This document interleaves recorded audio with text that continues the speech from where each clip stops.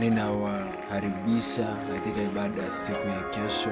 Tutakuwa na ibada ambayo ni uponyaji na ukombozi kesho siku ya Thursday, na mtumishi wa Mungu atakuwa mahali hapa akikungojea wewe ambaye umekuwa na matatizo ya kila aina.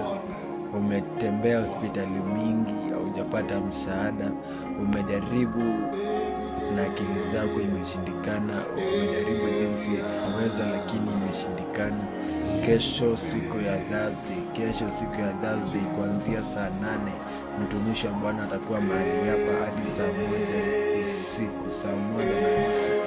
Mtumishi wa Mungu Apostle Christopher atakuwa mahali hapa. Ni mtumishi ambaye amepaka mafuta ni kwa ajili ya hiyo kazi. Ni mtumishi ambaye Bwana alimtia mafuta na akamtuma akafungulishe, akamtuma kwa watoto wake. Na sisi siku ya kesho tutakuwa mahali hapa tukikungojea. Uwe uko Mlolongo, uwe uko wapi, tumekukaribisha. Kanisa liko Mlolongo Phase 3. Mlolongo Phase 3, karibu na Mlolongo Police Post ya Phase 3. Hapo ndio mahali kanisa letu linapatikana.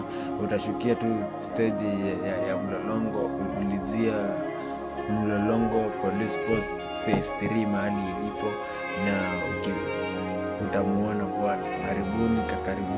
Karibuni tena, na Mungu akawabariki na akazidi na kuwatendea mema. Amen. Be blessed.